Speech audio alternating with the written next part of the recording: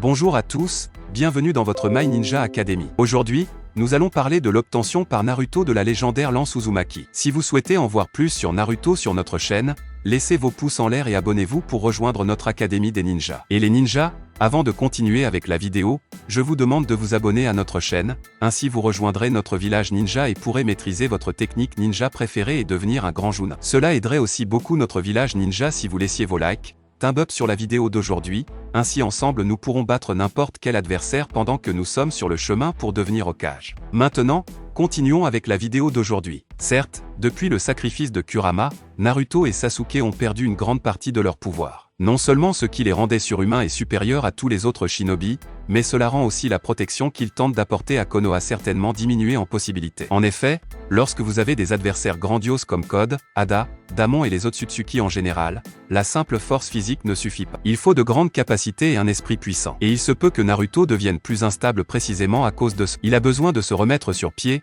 d'acquérir un nouveau pouvoir pour protéger Konoha, et aussi de rétablir sa volonté comme avant. Et peut-être la réponse à cela se trouve-t-elle dans son propre nom. Trouve la réponse à sa nouvelle faiblesse au sein du clan Uzumaki défaillant, où il pourrait se ressaisir. Je me demande ce qu'il pourrait gagner grâce à cela. C'est ce dont nous allons parler un peu mieux dans la vidéo d'aujourd'hui. Le clan Uzumaki était un clan important d'Uzushogaku. Depuis sa dissolution, la plupart de ses membres connus se sont réfugiés à Konohagakure, et 15 ans après la 4e guerre mondiale ninja, le clan est à nouveau actif sous le nom de famille Uzumaki. Le clan Uzumaki descend d'Ashura Otsutsuki et est lié de loin au clan Sanju. Au fil des ans, les Uzumaki et les Sanju ont maintenu une alliance, et il y a même eu des mariages entre les membres des clans, comme ce fut le cas pour Hashirama Sanju et Mito Uzumaki. Après la fondation de Konohagakure à la fin de l'ère des États en guerre, les Sanju ont décidé de symboliser l'amitié de leur clan en ajoutant les armoiries des Uzumaki au design des gilets du village. Konoha et Uzushiogakure ont maintenu leur alliance au cours des décennies suivantes et le temple de stockage des masques du clan Uzumaki a été construit à la périphérie de Konoha. En raison de son aptitude aux techniques de scellement,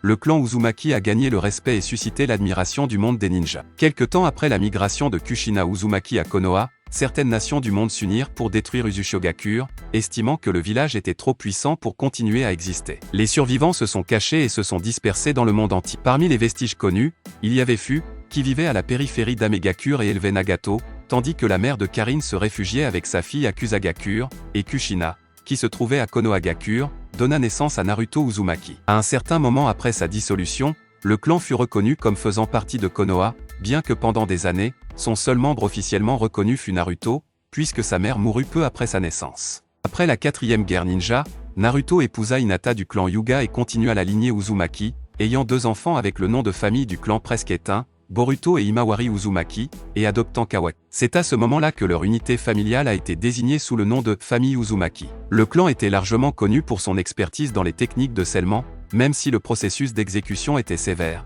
ce qui suscitait la crainte des autres nations. Parmi les sauts développés par le clan figurait le saut des 4 symboles, qui était principalement utilisé pour piéger les ennemis puissants et les mauvais. Lorsqu'il est superposé à un autre saut similaire, il est appelé le style de scellement à 8 trigrammes, qui a été utilisé par Minato Namikaze pour sceller les 9 kodas sur Naruto Uzumaki. Les personnes qui héritent du sang du clan Uzumaki possèdent une force vitale comparable à celle d'un cafard. En tant que tels, ils ont une très longue espérance de vie et vieillissent aussi plus lentement. Mito Uzumaki est né avant la fondation de Konoha, mais a vécu jusqu'au terme du 3e Hokage, tout en conservant la couleur rouge de ses cheveux. Cette vitalité leur permet de résister et de survivre à des blessures beaucoup plus graves, tout en récupérant des blessures et de l'épuisement en peu de temps. Un Jinchuriki possédant ces caractéristiques est capable de survivre à l'extraction d'une bête à queue même après une naissance, bien qu'il sera toujours sévèrement affaibli par la suite. Certains descendants de la lignée, dont Karin et sa mère, ont fait preuve d'une capacité de guérison avancée, étant capables de soigner leurs propres blessures ou de guérir et revitaliser les autres en leur permettant de consommer leur chakra. L'utilisation excessive de cette capacité peut cependant être mortelle, entraînant potentiellement sa mort. Karin possède également des techniques sensorielles accrues,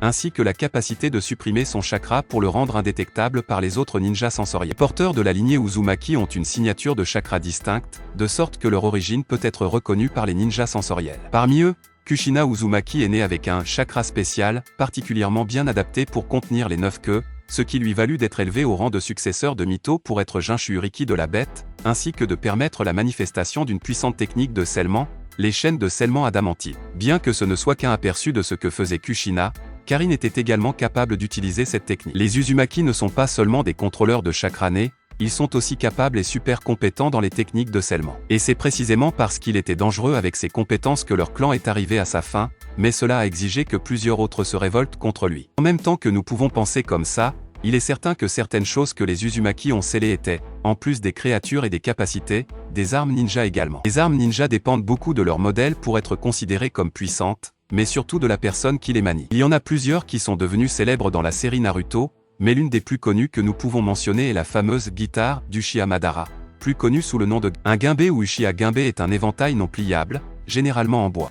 Il était utilisé dans le Japon ancien par les officiers samouraïs pour communiquer. Aujourd'hui, il est utilisé par les arbitres lors des matchs officiels de sumo. Madara et Obito ont été vus brandissant un grand ginbei ayant les mêmes caractéristiques. C'est un large éventail avec plusieurs tomos dessus et une longue poignée avec des bandages autour de la base, ainsi qu'une longue chaîne qui y est attachée. Dans le passé, lorsque Madara l'utilisait, il était décrit comme étant brun avec des tomos rouges et cette chaîne était attachée à la poignée qui semble avoir été attachée à son kama, alors que lorsqu'Obito l'utilisait, la chaîne semblait aller dans sa manche. Quand Obito a commencé à le porter, il était décrit comme ayant une teinte violette avec une bordure noire et un dessin de tomo dessus. Il maniait le ginbei principalement comme une manchette en utilisant la chaîne attachée pour guider l'éventail qu'il peut utiliser comme un bouclier en raison de sa durabilité, et a pu bloquer le CH Mini Bijudama de Naruto sans recevoir de dommages visibles. Au cours de la Troisième Guerre mondiale ninja, il a été vu accroché à un mur à l'intérieur des grottes du cimetière de la montagne, et plus tard, au cours de la Quatrième Guerre mondiale ninja, Obito a rendu l'éventail à Madara, affirmant qu'il était en effet celui de Madara en premier lieu. Une arme aussi puissante que celle-ci, ainsi que de nombreux autres dans le passé, aurait pu être scellée pour éviter qu'elle ne soit utilisée à des fins maléfiques ou par des personnes ayant des objectifs différents de ceux du groupe qui la contrôle et la garde en sécurité. Et si, actuellement, dans le temple des Uzumaki, il y avait encore des choses scellées et conservées à jamais? Pas seulement des parchemins au pouvoir secret, mais des armes gardées sous clé. Cela ne pourrait être découvert que si un vestige des Uzumaki s'y rendait, capable de manipuler tous les sceaux et de découvrir la vérité. Il devrait sûrement y avoir des choses cachées par eux. Et peut-être, maintenant que Naruto et Sasuke ont perdu une grande partie de leur pouvoir qui les rendait autrefois presque invincibles, ils pourraient courir après quelque chose qui compenserait ce qu'ils ont perdu. En se rendant au temple des Uzumaki, Naruto pourrait trouver des parchemins secrets contenant de puissants jutsu scellés depuis des années, mais aussi des armes stockées depuis des années. En défaisant les sceaux, il pourrait trouver quelque chose qui l'interpellerait naturellement. Une sorte de pouvoir qui serait capable de se connecter naturellement à Naruto, qui avant, et même aujourd'hui, doit probablement encore posséder une connexion puissante avec les Bijus, même s'il n'est plus un Jinchuriki. Il serait cool de voir Naruto s'entraîner avec une arme shinobi, vous ne pensez pas? Pourquoi pas, au lieu d'une épée comme on en voit souvent, une sorte de lance spéciale. Une arme qui a été scellée non seulement en raison de sa grande puissance et de la menace qu'elle représente pour celui qui la possède, mais surtout parce que son origine provient de l'union d'une partie du chakra de tous les Bijus. Pourquoi pas une lance qui contient le chakra de quelque chose qu'il a ressenti et contrôlé auparavant,